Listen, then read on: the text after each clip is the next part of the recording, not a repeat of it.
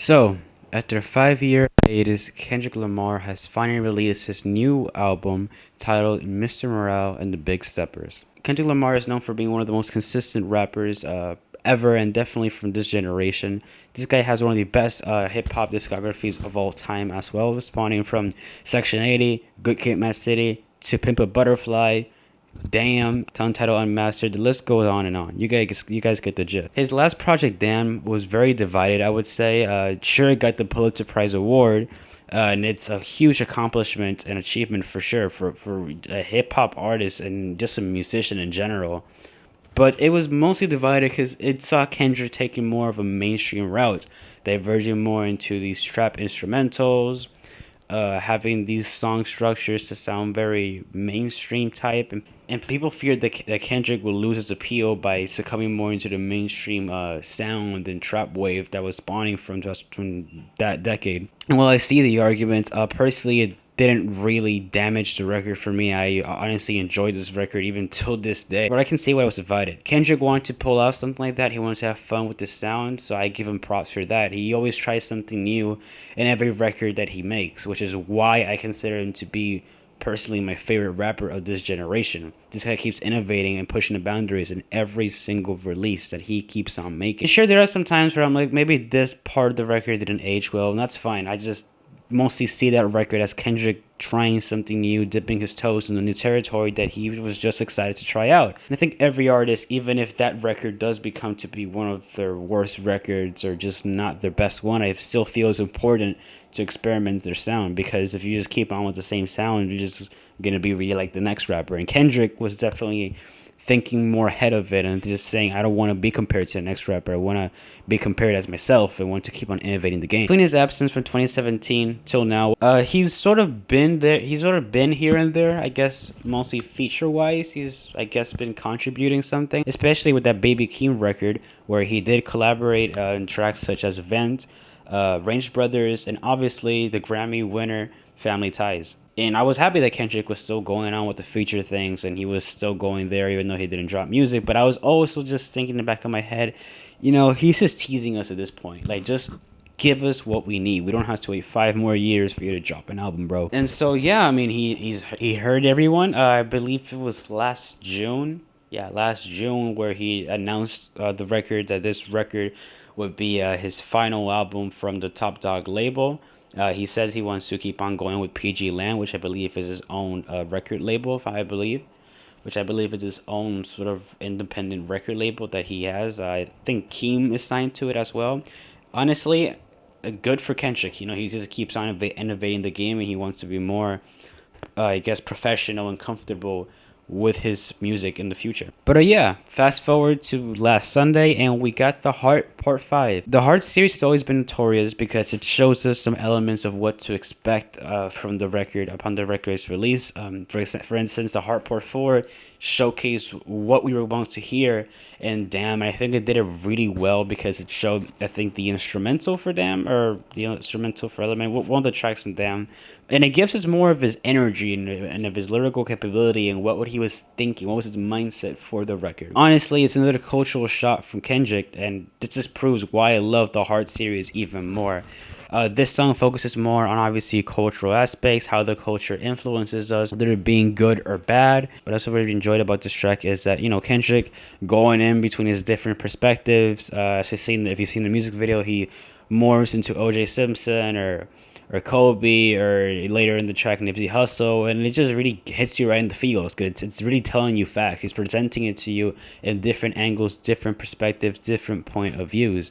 And honestly, when Kendrick dropped that track, it was freaking amazing. It really impacted me emotionally, mostly towards the end, the final verse where he's talking about Nipsey and how he feels that Nipsey would forgive his killer in his point of view, how his impact has changed. The culture has changed the game. It has influenced people. It has influenced the community around him. How really his memories will still keep on echoing throughout the decades, throughout the centuries, throughout really life. It was a bit weird. It was a bit awkward that he dropped the Heart Part 5 literally a week, or let's just say a few days before dropping this new record. Typically he would drop, the heart part, whatever, and then he would just release like an actual single from the record as even as a bigger teaser. But this time he didn't do it. He decided to just throw the heart part 5, and just throw the record the same week, which is just complete mayhem, honestly. But yeah, fast forward to yesterday, and Mr. Morale and Big Steppers are here. It's a double album. There's the first 9 tracks, it's number 1 to number 9, where it's just Mr. Morale. And number 10 to number 18, if I believe, it's the Big Steppers. This record clocks in at around 18 tracks in an hour and 15 minutes. So I want to really start off this, I guess, actually get into the review by reviewing the first disc, which is Mr. Morale, and then I'll later on review the second disc, which is the Big Steppers. So the Mr. Morale portion, or side A, however you want to call it, opens up with the track United in Grief. This track discusses how Kendrick personally grieves, but also he showcases how he grieved during the peaks of his career. I would suggest around the Good Kid type of era, or the Section 80 type of era, or when he was really starting to pop off. He said he would grieve by purchasing materialistic things, and he knew deep down it wasn't the solution for his grief. He knew deep down it wasn't going to be the solution for his problems, but he just said that, these are like temporary solutions for me personally. This is how I grieve. We all grieve in different ways. As he said in the chorus, I grieve different. And I just feel this is my way of grieving. Be distracted by these temporary illusions. But keep in mind, this is him, I guess, narrating from the point of view of when he was much younger, and I just see this track more as when Kendrick was young, how he was treating the trauma and anxiety and things that were going around surrounding his life during the time. What really surprised me inside of the lyrical content from this track alone is the production. This production just sounded completely different from what I was expecting. I wasn't expecting anything like jazz type, like from T-Pab or something, but I was sort of basing it from the Heart Part 5. And the production just sounded, I would say, a bit more extreme than the Heart Part 5. The production sounded destructive. It sounded kind of beautiful in itself. Just chaotic, which are 3 adjectives I could honestly describe Mr. Morale as in the album in general. It has so many destructive layers, so many beautiful layers, and so many just chaotic layers. The next track, N95, is more of a social commentary type track. Kendrick sharing his thoughts on how he feels that rappers that put on, that has the jewelry on, rappers that are more popping off and are spending an absurd amount of money and things like that, don't really have that much essence inside of them. He feels that if you remove all these layers that they have, they don't really have anything inside. It's just fake layers that they have to just appeal more to the mass audience, to the people, more to the culture, and really just have no substance inside. Personally feels that these people, these rappers, just kind of like fake rappers who don't really apport anything to the culture. Kendrick's performance in this track sounds kind of heavily influenced on Baby Keem, and I know it's ironic because it's kind of the other way around. Baby Keem is influenced by Kendrick. I get that, but he's more playful with his performance, and it sounds like he has ADHD, and he's like moving from left to right, and he's like this, just really energetic. You can definitely hear that he's going more for a Baby Keem type of style and aesthetic for this song in general. And the more I thought about it, the more I was like, I think Kendrick wants to have more fun in these tracks while delivering some smart, clever, conceptual messages. And even if he's not 100% T-Pab mode when he's making these tracks, or whatever he's rapping about in these tracks, he just really just wants to have fun with his sound, and he wants to create whatever he wants to create, which is kind of the vibe I was getting with this record. The track Worldwide Steppers will go down as one of Kendrick Lamar's best social commentaries, I would say, in a while, aside of the Harper 5 and stuff like that. He's saying that a lot of the people, he's saying, talking more, I guess, more on the celebrity mentality, and I guess celebrities in general, how there really is a margin, and there's a line of white lies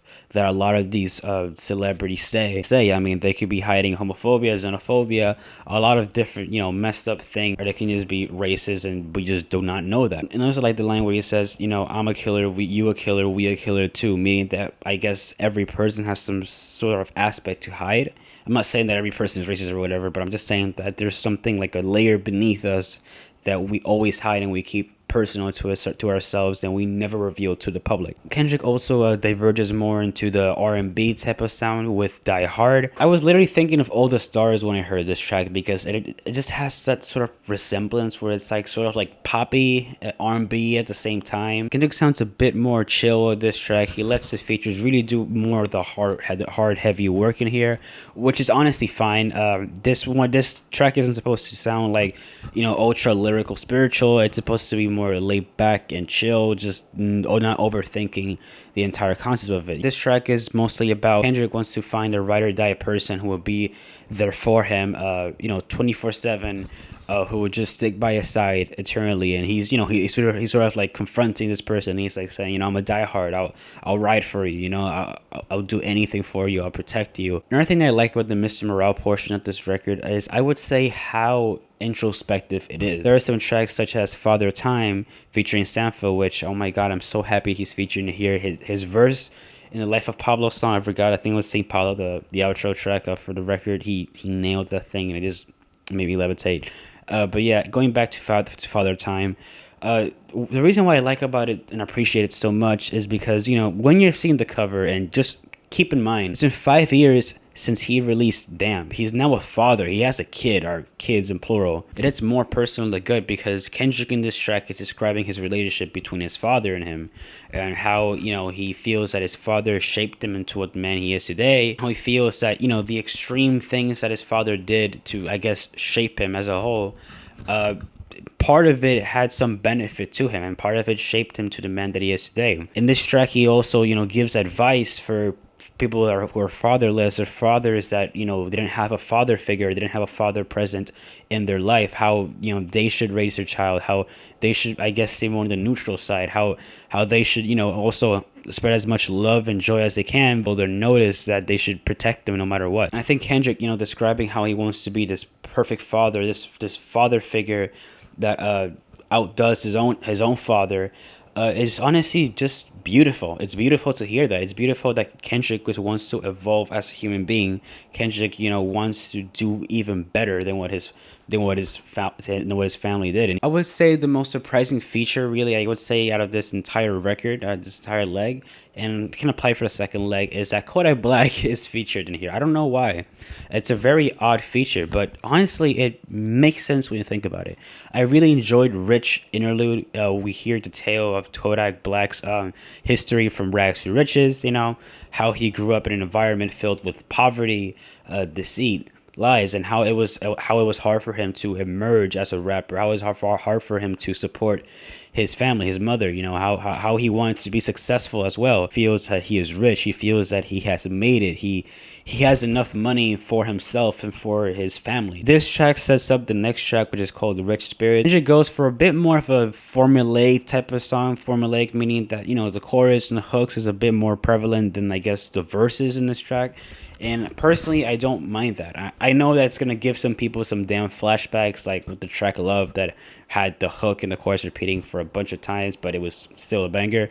But no, I really enjoyed this track. But I really didn't mind that sort of structure. As I said earlier, Kendrick is mostly just having fun with this sound, and he's just experimenting along the way. It's kind of odd to hear Kendrick do this, but as I said, I have no issue with him doing this thing at all.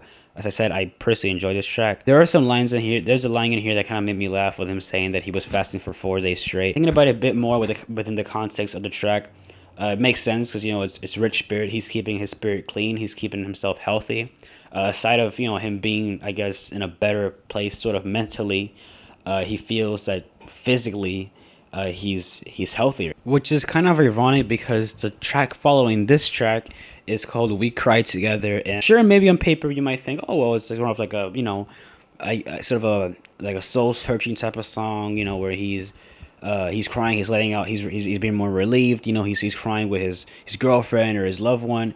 He's crying with his loved one, you know, he's letting it all go. But wow, you might think of it that way, and how this track opens up is definitely can make you think even further that it's gonna be that way. So this gorgeous instrumental and these gorgeous vocals, until it literally just snaps in the first 30 seconds, and it literally just morphs into this Alchemist beat, which is confirmed Alchemist did produce this. And I am so freaking glad that Alchemist did this. I think Alchemist had production credits in Damn, if I'm not mistaken.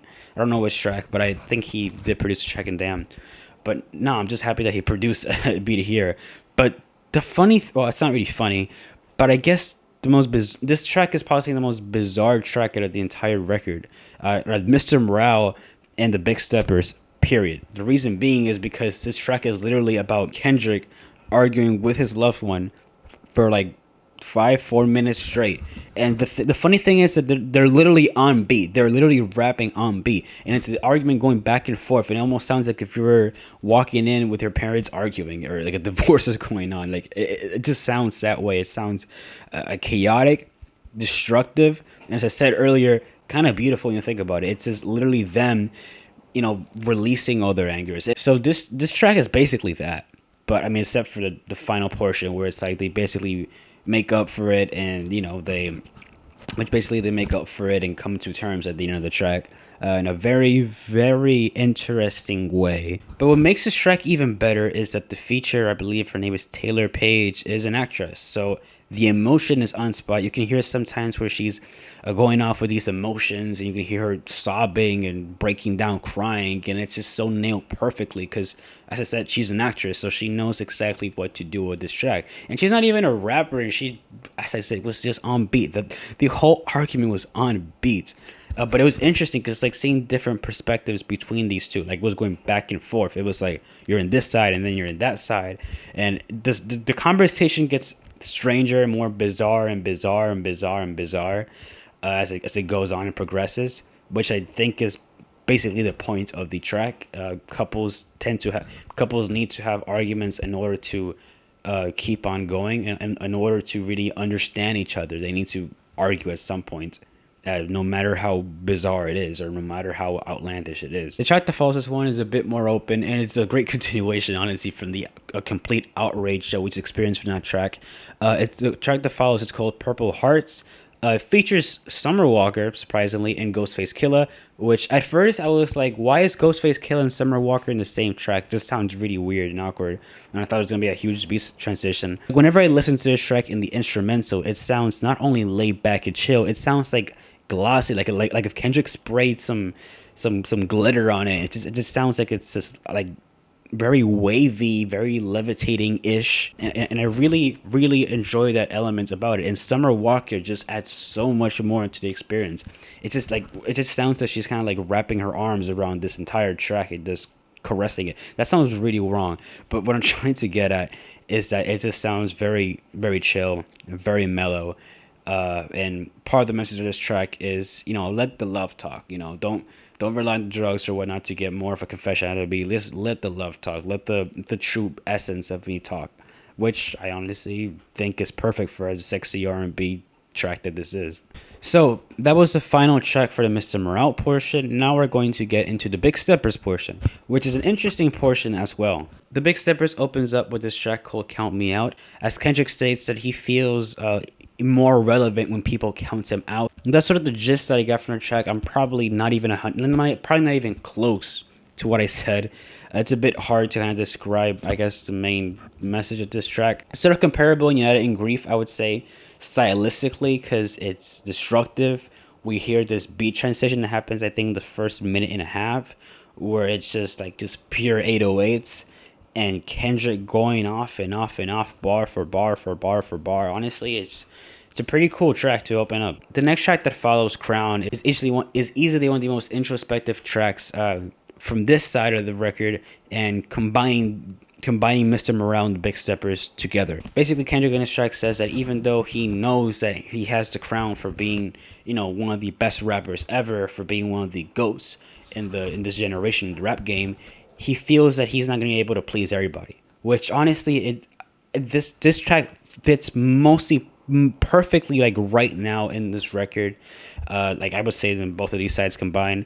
Mostly primarily because I remember, when this record came out and I gave it my first listen, and I checked on Twitter, everybody felt divided. And a lot of the arguments that they have was, it didn't have the impact that Damn had, it didn't have the impact that T-Pap had, it doesn't have this oomph that Kendrick typically has. It makes it even more enjoyable, as I said, once you see how the public is literally divided with this record. And aside of this record, I would say even Damn or T-Pab or Good Kid. Some people just didn't mess with it at first listen. Some people just didn't like it at first listen because the sound, sonically, it threw them off. And I would say, speaking for this record, combining Mr. Morales and the Big Steppers together, this record, this sound sonically is going to throw some people off because it's not the same hip hop type of thing that it's not the same hip hop Kendrick that people are used to. It's a more introspective, personal Kendrick. I'm even more personal than T-Pap. The track Auntie Diaries is a track about Kendrick Lamar's transgender aunt, how hard it was for them, to come out as transgender. It was pretty tough during the time, mostly because Kendrick is stating that she came out when he was around second grade or whatnot, and I think Kendrick was born around the 80s, something like that, 1980 something. I know that definitely during that time period, homophobia and transphobia was like literally at its peak when it comes to just letting the slurs out. And obviously, the F slur word was very common when it comes to hip hop in the 90s and whatnot. And the thing is that what I love about what Kendrick is communicating with this track, not only is it good because it's a giving representation for the transgender community, is mostly because of how scary this record is when you think about it. It's like imagine if you were a transgender person, the amount of hatred you would literally get, not only from the community and the people surrounding you, but from your own family and peers, is just heartbreaking when you think about it. And like another part that Kendrick says in this record, and it's that he says he would take humanity over religion. I love that he's saying, I'm not going to go with my religion. I'm not going to go with my ideals of religion and Christianity. I'm going to go with my ideals as a human, as a person who has moral. Mother I Sober really tore me apart emotionally. Wow, it's honestly, I would say it's one of Kendrick's most heartbreaking songs in a while. And I know I just said that, Auntie Diaries was extremely heartbreaking, and the Heartbreak 5's the Heartbreak 5 in general, especially the final verse, is heartbreaking as well, of Nipsey's death. But this song is heartbreaking overall because I think it's the closest we'll get to Kendrick being this personal. And I know that You from T-Pap is just extremely personal. It was very open about his oppression. But this track, I would say, is even deeper than that. It just goes beyond. It explores generational trauma, abuse that he felt as a little kid, how he basically saw his mom get abuse on a regular basis, and how that was just life-changing and heartbreaking for him. I think the most messed up part about it is how true it is. Kendrick declares in this track that rappers are afraid of, confronting their fears when it comes to them being molested or them being victims of abuse, because they feel that nobody would believe them because they're male, because of their gender, mostly being male. They think that, you're just lying or whatnot, and they will never believe you, which honestly is just completely sad when you think about it in paper. Imagine how many rappers or just males in general have been sexually abused or molested by people, and it's from their family or just other people in general, and just them not believing them is just even more heartbreaking. And what I gathered from this track and Auntie Diaries is that Kendrick has his delivery where he's like kind of like whispering in the mic, and he's sort of shy from it, and I like it because it kind of shows how painful it is for Kendrick to really just say these thoughts together, how painful it is for him to express his emotions during these desperate times. Cuts like these are just part of the reason as to why Kendrick is the best rapper in our generation. As I said earlier with the Rich interlude, Kodak Black has an appearance in this leg of the record as well. In the track Silent Hill, Kendrick goes more for that Baby Keem type of style, as I said earlier, and then 95 I believe. He goes on to have a bit more fun with the sound. And this track feels more like a senseless bop. I think he compliments Kendrick very well in this track, as this track isn't really anything to be over-analyzing about it. And a comparison that I want to make with Mr. Morale and the Big Steppers as well is that they have this like interlude track and then follows with the actual track. Saviour's interlude, it's literally just a cut, or it's just like Baby Keem rapping over these gorgeous set of strings, Final Fantasy, Elder Ring type of thing. Mostly like Final Fantasy, or just a Japanese video game or anime, where it's like anticlimactic, and you're like in a final battle and whatnot, and it's like really emotional and things like that. I don't know why. I just envisioned it because the set of strings just keep on progressing more and more during the track. It just keeps on getting faster and faster, and it's a mind-blowing progression. What I like about this track is that it opens, aside of opening and giving the theme of Saviour, the track that follows, is that we get to hear, is that it feels like it's Scapegoat Part 2. Scapegoat from Melodic Blue, Keem.